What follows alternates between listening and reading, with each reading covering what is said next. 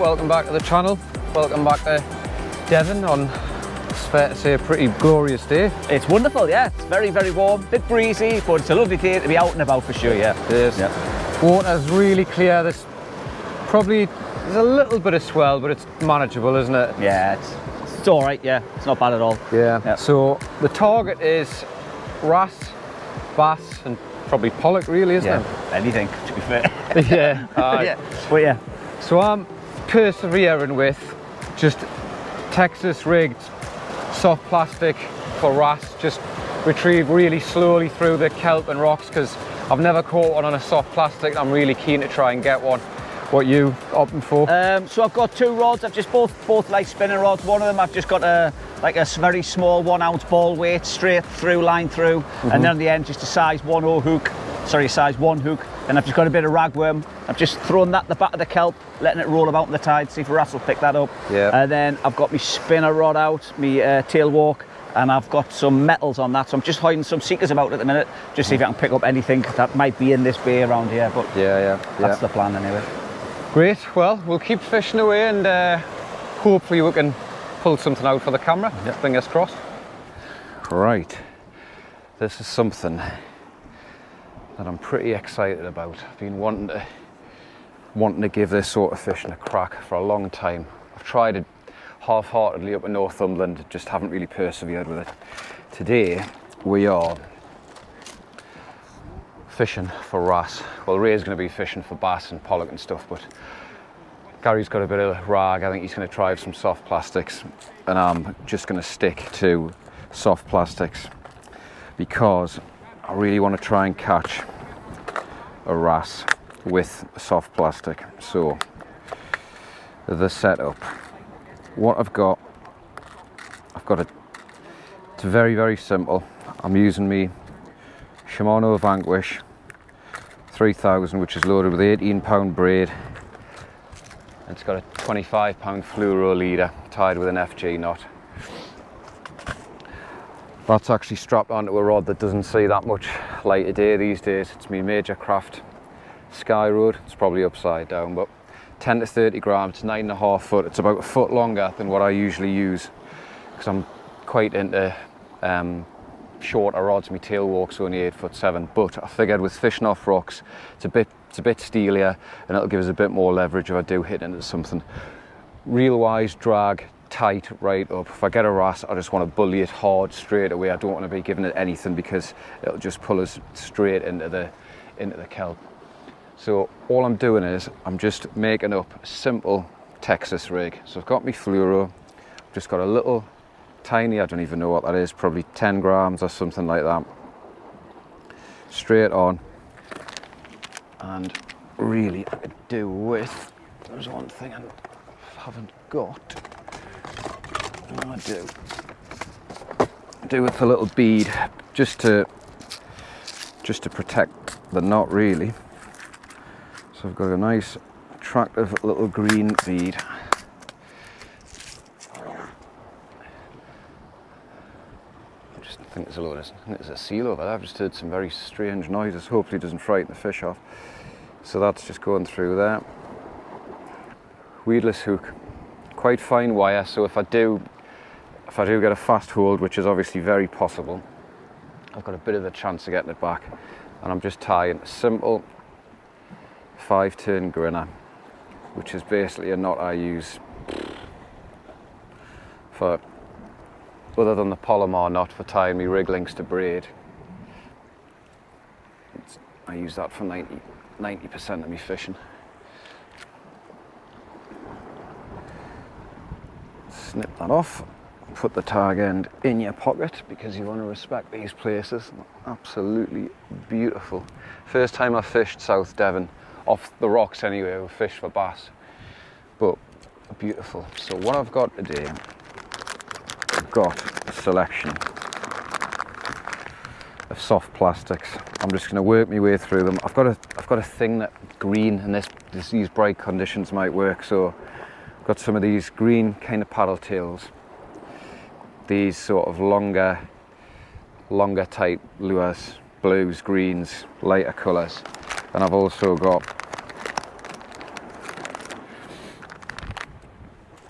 some other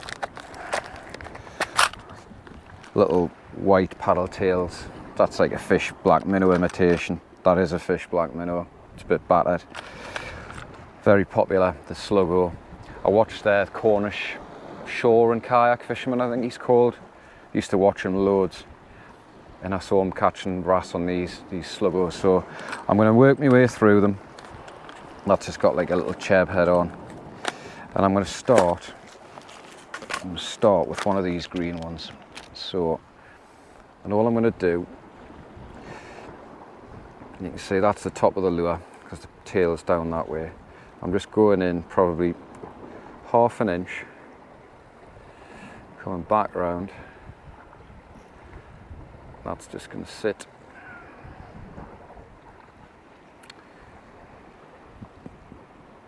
Like that. Then just find me place, put your thumb, bend the lure. Can be a little bit fiddly this, but you get used to it after a while. Just push that hook up the back of the lure like that, and then you can see that'll just sit tightly. And all I'm going to do is push that forward and just bury hopefully you can see that, bury the front of the hook actually into the plastic, and it just makes it completely weedless. So that, quite simply, is the setup. Texas rigged, little green paddle tail. Let's give it a few casts. So, be a little bit careful. What I'm going to do is make sure my drag's tight. I'm going to cast it out, let it sink all the way at the bottom. I can see some sand eels swimming about here. I'm just going to fan cast around this area. There's some lobster pots out there, so I don't want to be going too far. Just going to let that sink to the bottom, and then all I'm going to do retrieve wise, just take the tighten up. I'm just going to 1-2 tap like that. So the only time I'm winding is when I'm just taking the slack up. So I'm just bouncing it, lowering the rod tip back down, taking the slack up, and just twitching. And I can just feel that those little twitches, they'll just move the lure, and they'll just hopefully attract a wrasse out of its lair. There's different theories as to why the wrasse take these soft plastics. People think, is it a feeding thing or is it a territorial kind of aggression thing? They see this bright thing moving through their environment and they just instinctively whack it because they don't like it. I can see there's a bit of a shallower bit there. There's a big seal in front of us, but we'll persevere. I'm not casting this too far either because there looks like there's quite a lot of reefs coming up and down here. I don't really want to be getting too snagged. So it's just very slow twitches. So you're just pulling it along the bottom like that, just over the weeds and the rocks. And then just gradually winding in, because you want to make sure your gear's on the bottom, obviously for wrasse, because they live on the bottom hard into the kelp and the rocky holes and crevices, so they're not really swimming mid-water like a bass or a pollock, generally speaking anyway. From what I can see here, it looks to be quite mixed, the ground. A lot of this sort of spaghetti weed, hard, rocky edges. Amazing place to fish. Really, really nice. Really pretty. Different environment up at home, because when you get a low tide like we're more or less on now,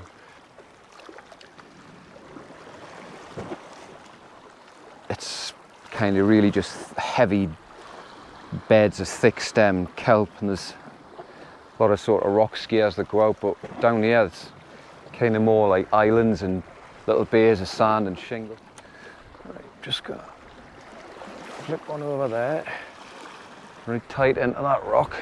I think there's a lot of seals around here, which isn't ideal, but Gary's just had a bite. Was that in the rag? Good sign. Got some lovely fresh rag, which is still in good nick from Lenny's. Although I think today might be its last day, so I really want to persevere with these soft lures, but if Gary starts catching fish, then I'm afraid I'll have to be joining him on Team Ragworm. Oh, just got a boot full of water. That's good. Good start. Almost again, so yeah, brilliant start. Fortunately, it's quite warm. Well, as interesting as that is to see, I'm pretty sure it's gonna put pay to chucking any more lures in here for a few minutes, because that'll have stirred the bottom right up. But interesting to see though, just going right into these little nooks and crannies. Right, switched over to a little 4-inch sluggo. You can just see that hooks buried in there, and these look absolutely amazing in the water. So let's get them out there. They don't cast particularly well, but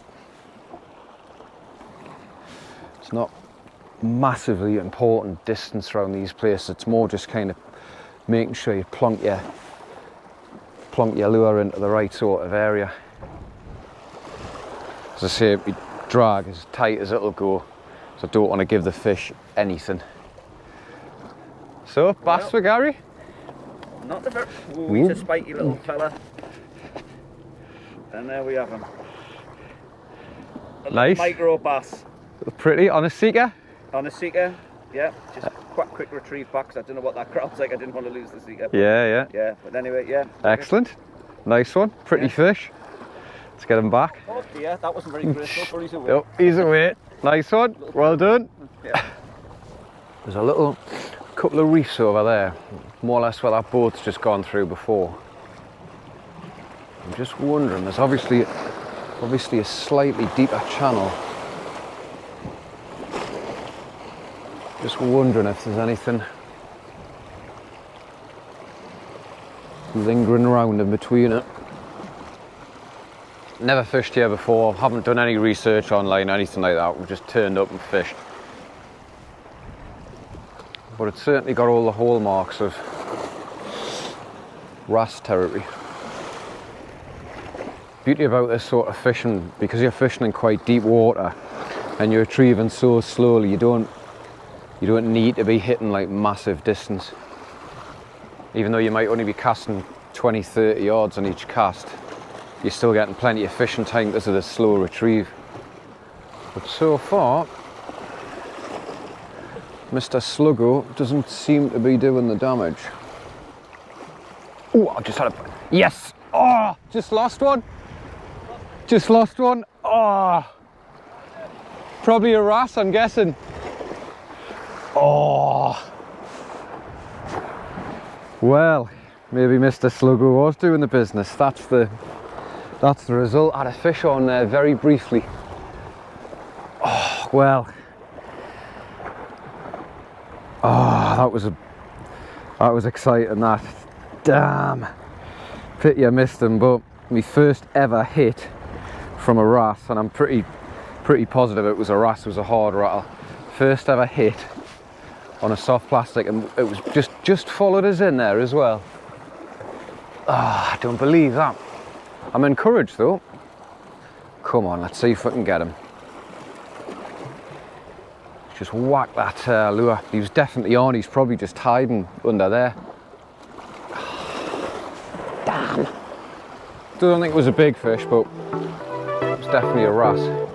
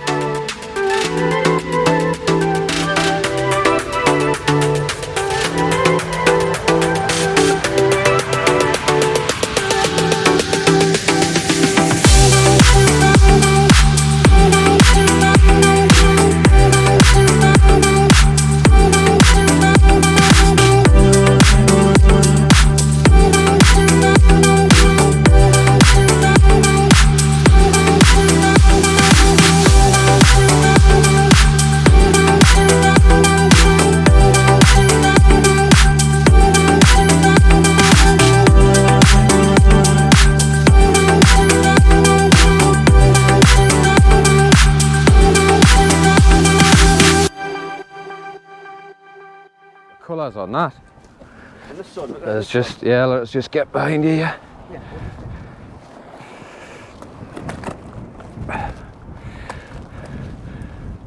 Nice one, Ray. Look at the colours on that. Just hold up the camera, Ray. Look at the spikes. Wow. Look at that. Yeah, that's a bit better. Fantastic, that. Brilliant. God, it's tropical, isn't it? Yeah.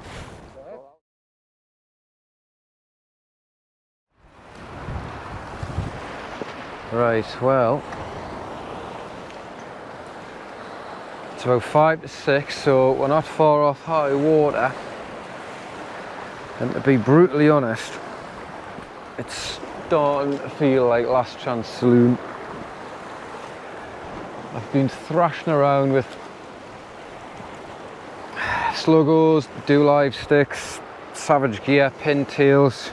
I was using a pintail just in the hope of getting a bit more distance, but I've perched myself on a slightly higher rock now, so I can kind of cast up this gully. There is a little bit of weed down the edge here, but I'm just going to keep going back to the sluggo. I'm just going to hope I can keep firing it out there and maybe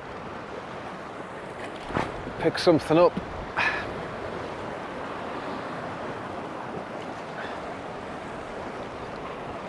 Oh, I'm starting to feel tired.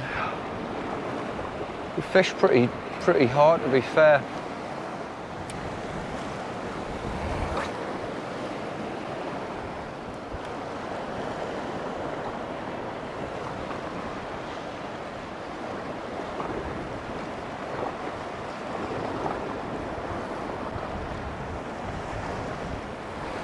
You got one? Gary's got a fish. Right, just as I was about to cast in there. Oh, God, these rocks are treacherous. Just heard a shout there. Oh, lovely. Nice. Goodness me, I've just seen the rod go like this. Oh, yeah. Ha, it's a belter, that. Snap the rod stand, look. Brilliant. Yeah. Snap the rod stand and pull it over that hard. That's a beauty, that, man. Aye, lovely wrasse, that. Cracking balling. On rag. And there we have it. That's what we've come down for. Lovely balling wrasse. What a scrap that was. I nearly died. It's pulled me little spinning rod that hard on my stand. It's actually snapped the top bracket on my stand. I've just seen the rod just go flying. But what a fish. Very powerful fish, these. Big paddle tail on them. Stunning colours on them. Absolutely beautiful. That wouldn't look out of place on in anybody's fish tank. They're a beautiful fish. So yeah, really pleased with that. Let's get this little guy unhooked. Let's get him back.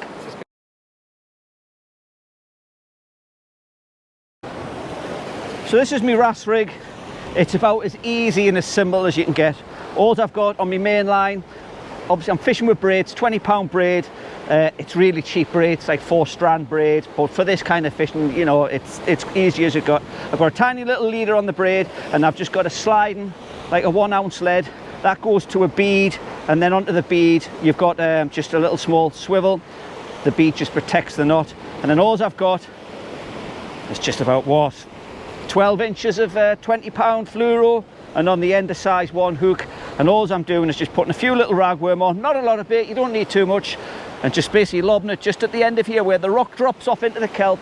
The wrasse will be just in and around there, just flicking it at the back of there and just waiting for the pull. But it's a great way to catch fish, really is. Light rod, they're a powerful fish, you get a great scrap on them off of like a little light spinning rod, and if you get snagged up and you lose bits and pieces, there's not a lot of components in that. It's not the end of the world, so it's just all sacrificial. It is what it is.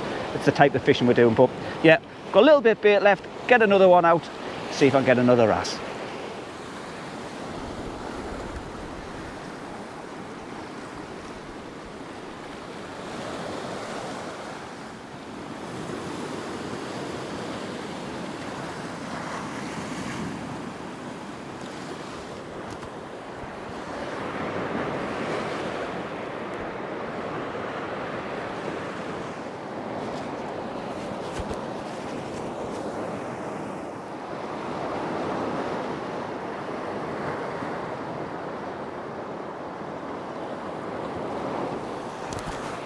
Well, that is. It's a very good. That's a cracking fish, that. Lovely. Oh, brilliant. Well, we're just about to pack up, really. I was too busy watching everything else, and I just looked round and the rod was just lurched over, about to go over the top of the rod rest. Picked the rod up, couldn't feel anything. I thought, was it just the tide? Because the swell seems to be building a bit here. All of a sudden it just went bang again, and this beauty was on the end. What a fish, what a scrap. Really, really, really sent us on a merry dance trying to get that over all the kelp and all the rock ledges that's right in front of us. So yeah, absolutely over the moon with that. It's a cracking balance. I would say that's probably a PB balance for me, to be fair. Yeah, beautiful fish, absolute stunning fish. Really, really, really pleased with that. Oh, he's gonna go, he's gonna go. Right.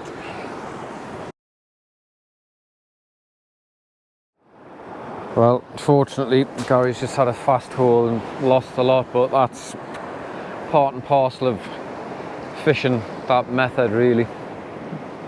But as you've seen, it's paid off for him. Well, that's the end of the session, and I think it's been pretty successful for you. Yeah, I've had a couple of nice wrasse, so I'm really, really pleased with that. It's been a beautiful day. It's a beautiful part of the world to fish, isn't it? You just sit here all day, to be honest with you, and just take it all in. It's very, very nice place. So, but yeah, 2 nice wrasse, so I'm really pleased with that. Yeah. That second one was a huge fish, really nice green fish. Yeah. Took some bullying it out of the kelp on the light rod, but it's great fun. But yeah, that rod was doubled right over, so but that's what it's all about with fishing. Really, really enjoyed getting that, so pleased with that. Yeah. Excellent, good. Well, I hope you've enjoyed that. Hopefully you've seen a little bit of South Devon and a couple of nice fish as well. So as always, thanks for watching. Tight lines, keep fishing, and we'll see you soon. Cheers.